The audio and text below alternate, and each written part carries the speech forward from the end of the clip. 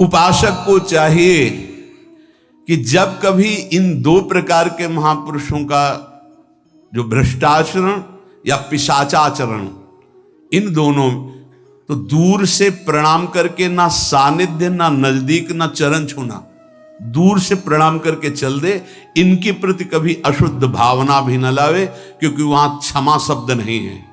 जैसे आग में क्षमा शब्द नहीं है, अगर आपने प्यार से भी स्पर्श किया तो दाहिका शक्ति जला देगी, और रोष से भी स्पर्श किया तो उसकी दाहिका शक्ति आपको जला देगी। सात्विक आचरण वाले महापुरुषों के द्वारा परम मंगल होता है, और वही सिद्धि प्राप्त करना उचित है। इस कोटि के ये सब भगवान शंकर स्वरूप हैं, इनको केवल प्रणाम है, ना इनके आचरण अनुकरणीय है, ना इनकी स्थिति परिचय में आ सकती है। तो कैसे सिद्ध हुआ जाए?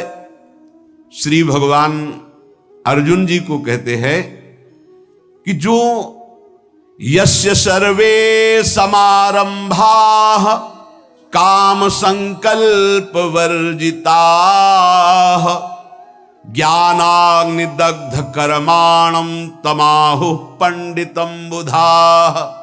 ये है आचार्य कोटि से सिद्ध हुए महापुरुषों का स्वभाव स्थिति।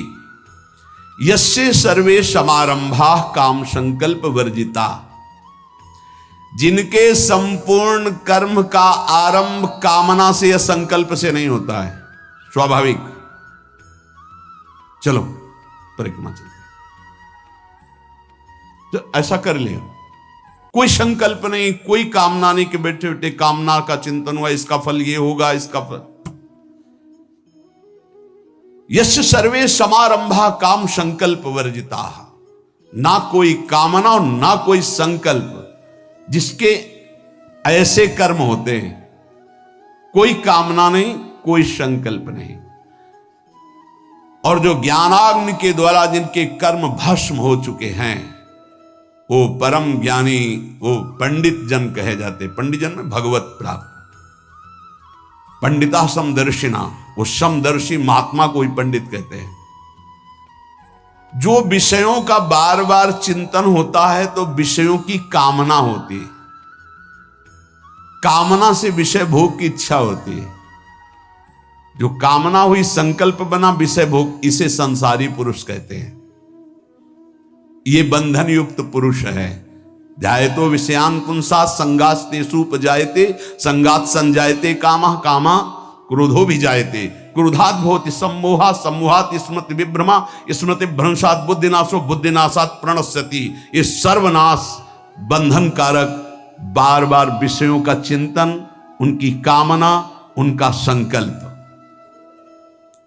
चाहे वो जीवन में उपयोगी वस्तुएं हो, सुख देने वाली हो, उसकी कामना होती, उसका चिंतन होने पर उसका संकल्प बनता है, उनकी क्रिया होती, इसी में सारा संसार फंसा है। ध्यान दीजिए, चाहे जितनी उपयोगी वस्तु हो, उनका चिंतन होता है, उसकी संकल्प वृत्ति बनती है, कामना के बाद फिर क्रिया होती है, और इसी का परिणाम भोगना पड़ता है। वो शुभ हो या अशुभ, दोनों बंधन कारक हैं। लेकिन जो महापुरुष हैं, निरंतर प्रभु के चिंतन में निमग्न हैं, तो उनका विषय चिंतन नहीं होता। इसीलिए कोई भी विषय भोग उनकी कामना से नहीं होते। भोजन सामने आ गया, पूर्वाभ्यास वश वो पाया जा रहा है। पूर्वाभ्यास यदि मीठा का है तो मीठे की तरफ ही हाथ बढ़ेगा, उनकी कोई स्वाद की बुद्धि नहीं है, लेकिन स्वाभाविक हो रहा है। बिल्कुल ये समझो कि जैसे दर्पण के सामने आप जाओगे तो जैसे हो वैसा दिखाई देगा आपका प्रतिबिंब। ऐसे उन महापुरुष के सामने उनको दर्पण समझो, जैसे तुम गए वैसे तुम्हें जाकी रही भावना जैसी, प्रभु मूर्ति देखी तिन तैसी। आपसे ठीक वैसे व्यवहार करेंगे, लेकिन आप पहचान नहीं सकते कि ये इस व्यवहार से बहुत परे हैं, क्योंकि उनके अंदर विषय चिंतन नहीं रहता, निरंतर भगवत चिंतन होता है। एक हो गया तो देह भाव रहित चिंतन है तो कामना नहीं, देह भाव रहित चिंतन है तो संकल्प नहीं। क्रियाएं होंगी, क्रियाएं जैसे ढलान में इंजन बंद कर दो, गाड़ी फ्री छोड़ दो, वो चलने लगेगी ना। ऐसे सिद्ध महापुरुष का जीवन चलता है। इंजन बंद है, संकल्प नहीं है, कोई कामना नहीं है, पर आपको क्रियाएं होती दिखाई दे रही हैं। वो संकल्प रहित महापुरुष, समझ पाओ तो जैसे ढलान में गाड़ी का इंजन बंद है, बिल्कुल पेट्रोल खर्चा नहीं हो रहा पर गाड़ी चल रही है, ऐसे सिद्ध महापुरुष का जीवन चल रहा है। कोई संकल्प नहीं, कोई कामना नहीं। जैसे रोड में पेट्रोल भी खर्चा होगा, इंजन भी चल रहा है, उसको चलाना भी है। ये संसार के रोड की यात्रा है। और जिनका काम हो गया उनका बंद इंजन पर गाड़ी चलती नजर आ रही है, वो क्रियावत दिखाई दे रहे हैं, लेकिन उनका कर्म अकर्म है, क्योंकि ना कामना है ना संकल्प है, ना पेट्रोल खर्चा हो रहा है ना इंजन चल रहा है, ढलान में गाड़ी जा रही है। यही दो बीज हैं संसार में बांधने वाले, कामना और संकल्प। इसीलिए संकल्प रहित जीवन, कामना रहित जीवन बनाने के लिए निरंतर नाम जप करो। सिद्ध महापुरुष में संकल्प और कामना नष्ट हो जाते, नहीं रह जाते, केवल कर्म होते रहते।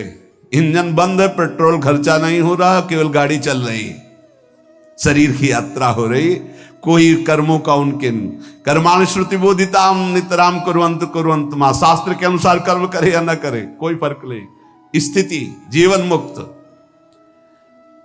उसके द्वारा लोक संग्रहार्थ, कर्तव्य परंपरा की सुरक्षार्थ संपूर्ण कर्म होते रहते हैं। वो सब अकर्म होते हैं, वो शुभ कर्म या अशुभ कर्म उसे बांधने वाले नहीं होते। यही स्थिति प्राप्त करने के लिए मानव जन्म मिला। बिना कर्म किए कोई एक क्षण भी नहीं रह सकता। कामना और संकल्प रहित कर्म उसे बांधते नहीं। सब कामना और संकल्प से कर्म कर रहे हैं, इसीलिए सब बंधे हुए हैं। समारंभा,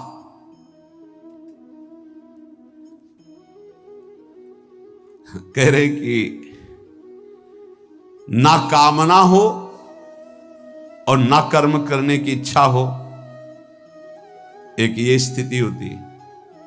ना कोई कामना है और ना कोई कर्म करने की इच्छा है, ये ज्यादा ठीक नहीं है।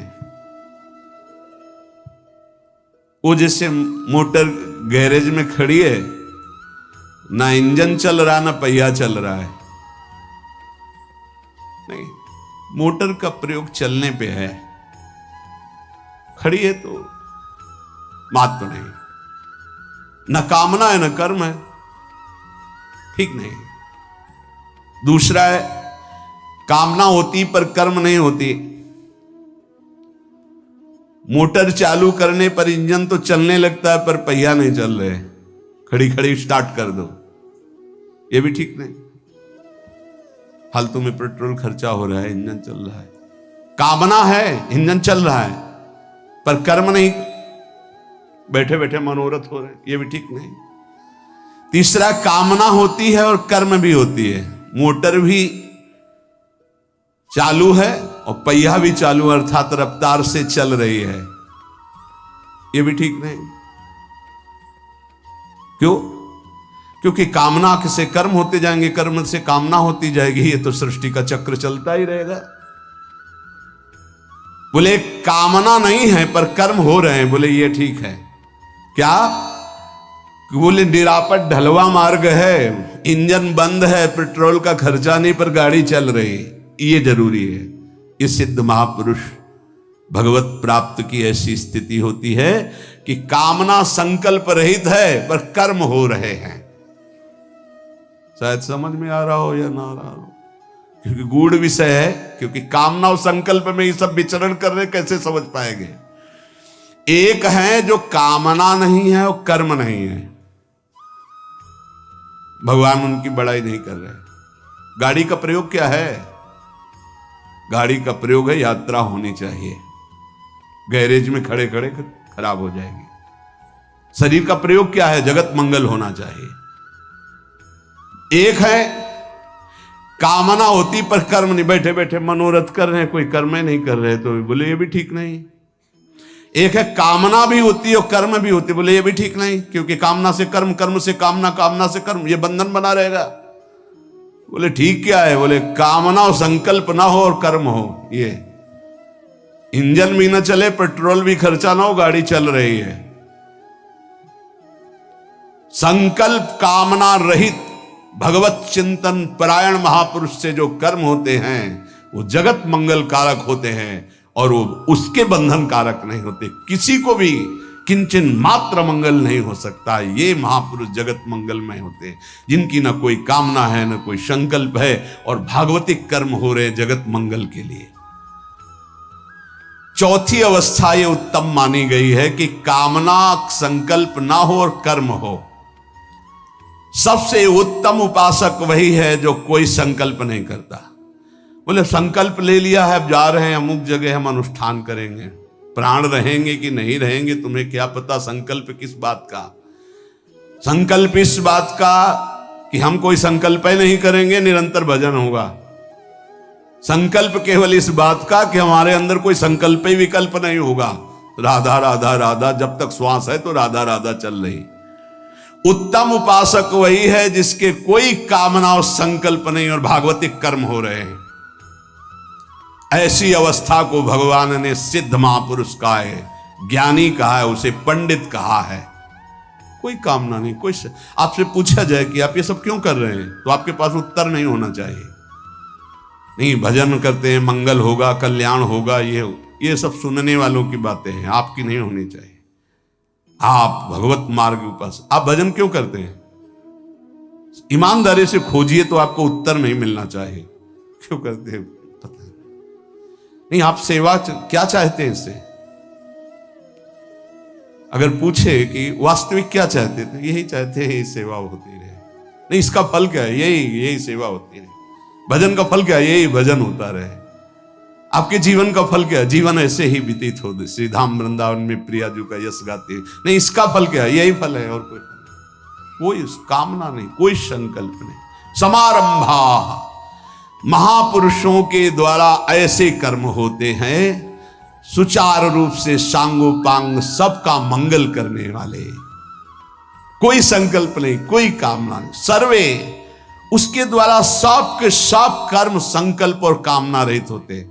इसलिए कोई नहीं जान पाता, नहीं जान पाता। जैसे आपसे बार बार आप ऐसा कर, आप ऐसा, उनको लगता कुछ तो है मेरे में, कुछ तो है ऐसा। इतना प्यार क्यों, इतना क्यों हमारे को बार बार याद किया जा रहा है? बार बार कुछ तो है। हाँ है, तुम्हारे ऊपर हरिजू की कृपा हुई है, इसलिए है कि तुम्हारा मंगल हो जाए। अब तुम भ्रमित मत हो जाओ, किसी संकल्प विकल्प के कार्यों में उलझ मत जाओ। तुम्हारा ये जन्म श्री जी को मिल जाए, बस हरिजू की कृपा है तुम पर, इसलिए बार बार।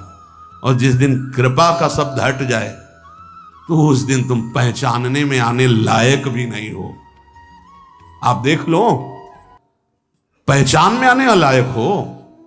किस बात की पहचान है तुम्हारी? हमारी तुम्हारी किस बात की पहचान? बोले हरिजू की कृपा है, इसलिए हरि के पार्षद हमको देख रहे हैं, डांट रहे हैं, संभाल रहे हैं। बस अगर तुम्हें कुछ लगता है कि मैं कुछ हूं क्या, तो प्रार्थना करो श्री जी से कि एक बार कृपा हटाओ अपनी, फिर देखो हमारा क्या हाल होता है। फिर को तुम्हें कोई पूछे, कोई देखे, और भगवान ने अपनी कृपा से कोई इशारा किया कि साइड में आ जाओ, तो इंसान की भी सामर्थ्य नहीं रह गई जो अपने को भगवान बन, इंसान भी बनने की सामर्थ्य नहीं रह गई। वो चाहे हिरण्यकश्यप हो, चाहे रावण हो, या कोई भी बड़े से बड़ा हो, धूल धूसरित हो गए। इसलिए होश में, यदि संतों की कृपा हो रही है तो उसको ये मत समझो कि तुम कुछ हो। तुम रूपवान हो, गुणवान हो, धनवान हो, कुलवान हो, बुद्धिमान हो, या कुछ भी, कुछ नहीं हो तुम।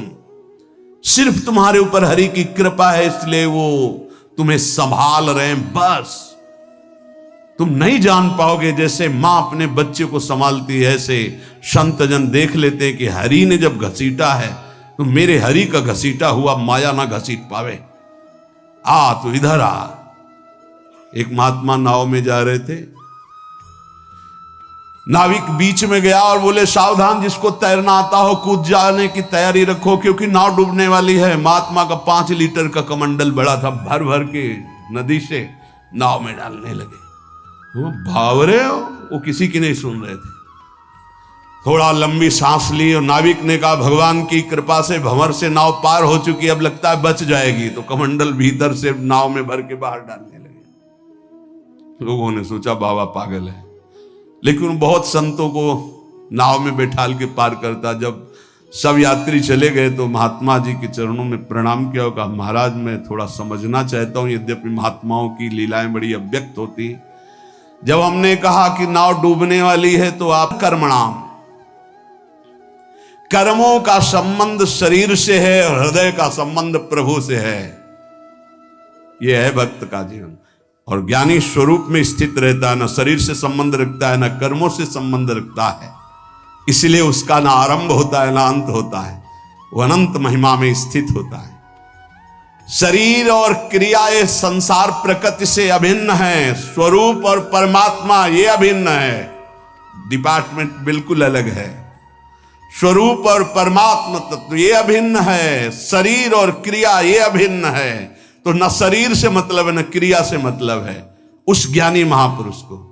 और भक्त शरीर और क्रियाएं सब प्रभु को समर्पित कर चुका है, इसलिए कोई कामना नहीं, कोई संकल्प नहीं। तमाहु पंडितम बुधाहा, जो कामना संकल्प का त्याग करके जगत मंगल के लिए कर्म होते रहते हैं, भगवान करे तमाहु पंडितम बुधाहा, वो परम ज्ञानी हैं। कर्मों का त्यागी तो लगेगा कर्मों का त्यागी है, लेकिन कर्म करता हुआ कर्म फल और कर्म संकल्प का त्यागी, ये सबसे बड़ा महापुरुष है। ये भगवान है। भगवान को कुछ प्राप्त करना है क्या, फिर भी कर्म में लगते हैं ना। पूरे जीवन चरित्र को पढ़ करके देखिए, ऐसे ही भगवत प्राप्त महापुरुष होते हैं। बाहर से कर्म त्याग करने की महिमा नहीं है, कामना और कर्म फल त्याग करके कर्म करने की महिमा है। अच्छे से समझ लो, कायर बन करके बैठने की महिमा नहीं है। संकल्प और फल के त्याग का, ममता और आसक्ति के त्याग का फल। कर्म कर रहे हैं, कोई ममता नहीं, कोई आसक्ति नहीं, कोई फलाकांक्षा नहीं, शास्त्र सम्मत कर्म हो रहा है, उससे जगत मंगल होता है। जैसे कमल का पत्ता जल में उत्पन्न होता है, जल में रहता है, लेकिन जल से निर्लिप्त रहता है, ऐसे ही वो महापुरुष संसार में पैदा हुआ, संसार के कार्य कर रहा है, लेकिन निर्लिप्त रहता है। ये निर्लिप्तता ही तमाहु पंडितम बुधा है। वही परम ज्ञानी, वही भगवत प्राप्त महात्मा है।